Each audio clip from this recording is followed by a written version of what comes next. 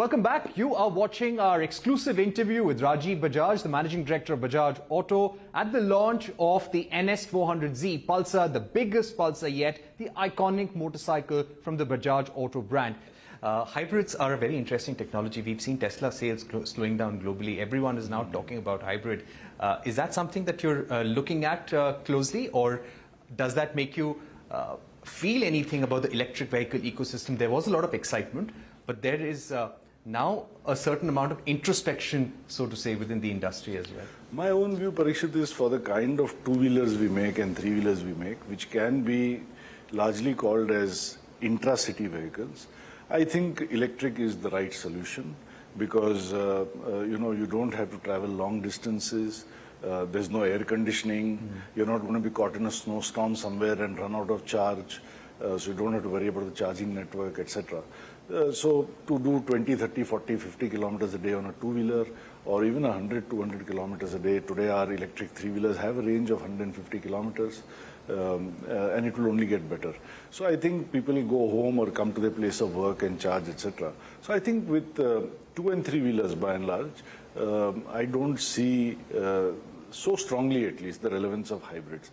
But yes, I do feel, and frankly, although I'm not part of that industry directly, I'm very perplexed as to why in India hybrid cars are not more popular than they are and why they are not supported just as EV cars are. Because quite clearly it's going to take a long time before consumers are comfortable with a EV car with a range of just 500 or 700 kilometers, Because for that one occasion, when you may need to go further or you may get caught somewhere, what do you do? So I think hybrid is very, very relevant, very sensible.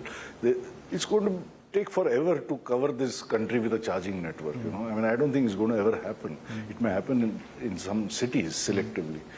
But I really don't know why hybrid is not having a stronger support than it does in this market. Right. You've been very vocal about the need for a GST reduction, and all your competitors have been. How much is it hurting you with all the regulatory costs right now? And would that be your key demand from the government post-elections? Well, it's a demand that I placed, if I can call it a demand, before the FM even last time. And simply because if you compare us with major two-wheeler or motorcycle markets in LATAM or ASEAN, the equivalent of GST there is anywhere between 8 and 14%, I think. So for it to be 28% here, just makes no sense. Let me say it as simply as that. And especially when recent regulatory requirements, including those pertaining to BS6 and ABS braking norms, have, as it is, driven up costs so much. And we can see the motorcycle industry has not come back to its pre-COVID size.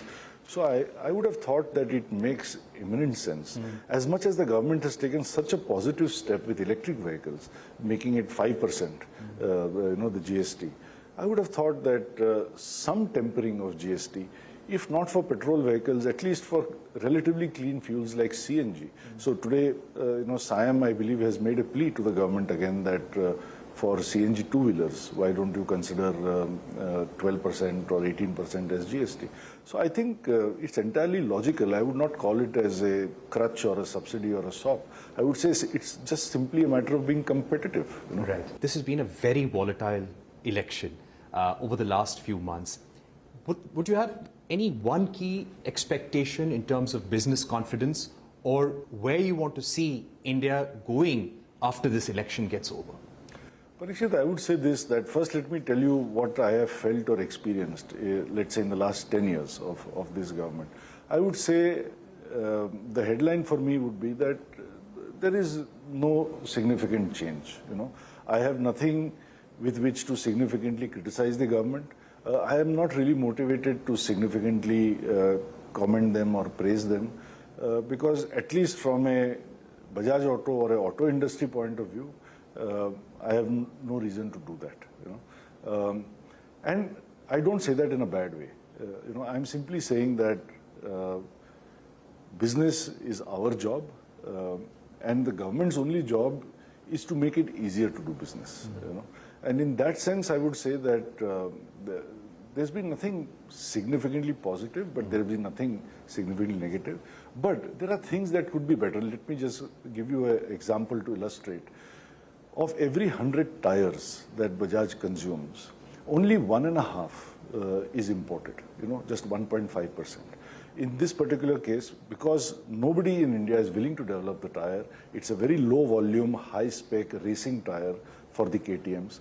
When we import such tires from Pirelli, whose plant happens to be in China, we are making a motorcycle which employs a lot of people in the process of its making, and we are exporting it very proudly as a Make in India flagship product to the most developed countries in the world, where that KTM motorcycle is on the racetracks, and people are paying 6,000-7,000 euros for that. Now today, we have to approach the government every 6 months to get approval for these 1.5% equivalent tires that we have to import. I mean, that's a lot of wasted time. And finally, after having got such approvals for some time, we were recently rejected. So now we can't get this tire. So either we have to find a way to get it developed, which I don't think is easy, or we have to simply not export such motorcycles. So my only submission to the government will be that in every possible way, just focus on the ease of doing business and leave the business to us. Bajaj became a global company with exports being almost half its production.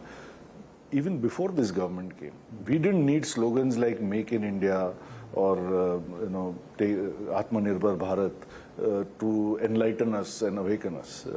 I think we were doing it out of our own sense of motivation and desire to grow. But if there can be greater ease of business going forward, that's all that a business person would ask for. All right, so that's the message from Rajiv Bajaj to politicians.